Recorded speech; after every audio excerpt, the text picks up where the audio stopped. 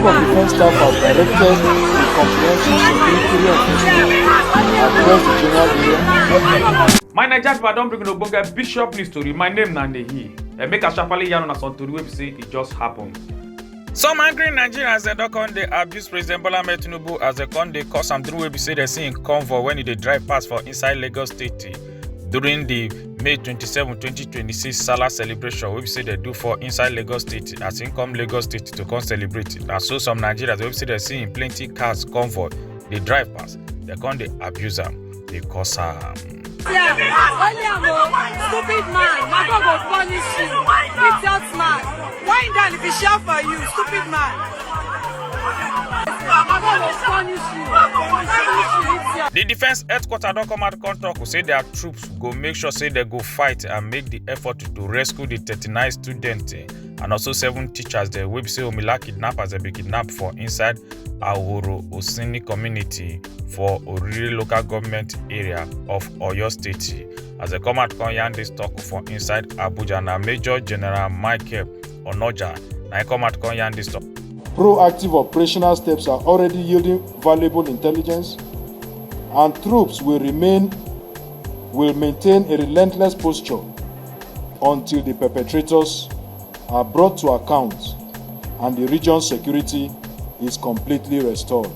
Ghanaian government don't come out call yarn to say like this, na say they don't carry back the first set of Ghanaians they will say they did for inside South Africa. Say the first flight it don't land for inside Accra, Ghana on Wednesday will be May 27, 2026 because of the anti-immigrant war will happen for inside South Africa. We make South Africans that they pursue immigrants, especially African immigrants, they say they come out for inside their country. As they come out come yarning, say na 300 Ghanaians them and they carry they come back for the first set will land for inside Accra, Ghana.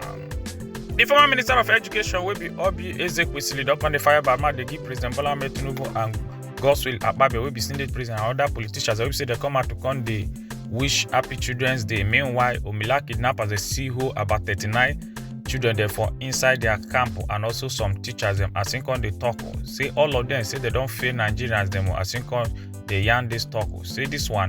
Say show say this government say they not send children and they not even send Nigeria as a citizen. She come out come yarn this talk on Children's Day will be May 27, 2026. The African Democratic Congress ADC presidential candidate will be Atiku Abubakar. Don't come out to come the point strong-handed the same message to President Bola Ahmed Tinubu against the 2027 general election. As in come they tell President Bola Ahmed Tinubu say making sharply making the parking load to come out for Aso Rock to go back Lagos to say because like this Abuja he no go stay there again to say because after the election say President Bola Ahmed Tinubu must lose this election. He come out come yarn this talk after we ADC come out come announce say na him win the primary election. Your message to your major opponent, President Bola Tinubu. On the final note, He should better pack and go back to Lagos. Then Hollywood actress and also big supporter of President Bola Ahmed Tinubu will be Eniola Badmus. Don't come write this on Children's Day. I should come write say today na Children's Day and those children they will be so omila kidnappers they kidnap from inside their classroom say they supposed they safe. I should come talk say we stand gidigba with the 46 children that will be so omila kidnappers they be kidnapped from inside their school and also teachers them from Ahoro Isinele community for inside Oyo State. As she come they talk say our heart they with the children, their family and also teachers them. Say may Almighty Allah say make him bring them back safe to all of us. So she come out come yarn this talk on Children's Day will be May 27, 2026. The other faction of African Democratic Congress will be ADC. Don't come out to come yarn as the former presidential candidate on top of the 2023 general election will be Dumebi Kachuku. Don't come out to come pick himself as the only presidential candidate for the 2027 general election. And now on May 27, 2026, now they come out come yarn this story. This Nigerian man don't come they laugh as he come they talk. Say like this now they just land for inside Mauritius. Say the Mauritius authority not come stamp their own visa where they land for inside it.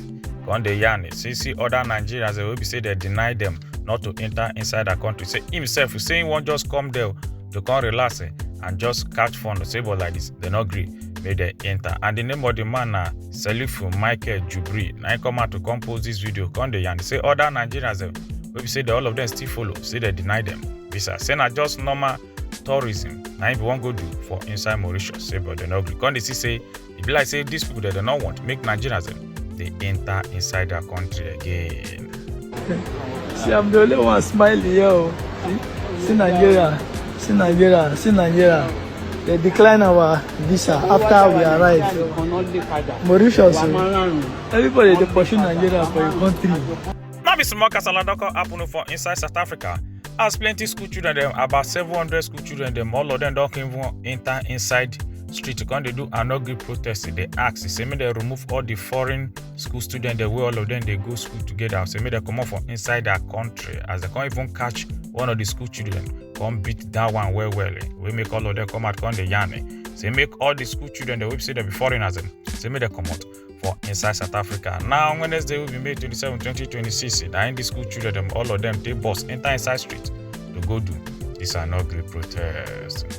The Nigeria Calabar Police Force, we be say they call them say the Calabar Police National Cyber Crime Center, we be MPF NCCC, they can arrest this mother and the daughters. According to out here, the say they play 419 and now one mortal man. We be say they play 419 for about 18 million naira. As they come out to yarn this talk, say like they say they don't arrest them for inside Abuja. The talk say now on May 27, 2026, then they come arrest them. And the name of the suspect, the 39 years old woman wey her name be Urowe Diana, and also the daughter wey her name be Rukabat Oluwaseyi wey be 22 years old. Omila kidnappers don come off by this pastor wey they call him name say na Pastor Ako. Just 3 days after we say they kidnap him and they not come meet up the ransom on time. Now the Omila kidnappers don't come off by him as they come at yarn this talk on May 27 will be on Children's Day 2026. Now they come at yarn this talk say they off by this pastor. For this video where this man go the video plenty cow. Now so the Fulani herdsman will be saying now they lead the cow them. Come they provoke for the man. Say make the man stop to the video in cow. Say because he not get the right to video the cows. Instead, say make the man video and him will be their master. And so the man come the challenge and say why not go video the cow? Say because the Fulani herdsman they carry the cow they enter inside town. And so the Fulani herdsman come out to come they tell him say why did they enter inside town? We say omila bandit them. Not they allow them they enter inside bush again. Say now made them they enter inside town. And you know say now people some big men them from inside Nigeria that they sponsor those omila bandit them. And they come out come yarn this talk. Say this castle happen for inside Abuja on Wednesday will be May 27, 2026. You don't video. I'm scared of you. Oh, I'm scared That's that. So why are you asking me? Okay, why are you videoing my car? That's what I'm asking. Why are you asking me? Don't video my car again. You are very silly. What do you mean? Don't video your car. Now, if you don't want Fulani people to stay inside this town, go to the bush and free the bandits. Fulani people are going to go back to you. Okay, they do the bandits for It's you you. people. It's you people. Yes, now Bishop News Club. My name is Nanehi. Make una enjoy your day.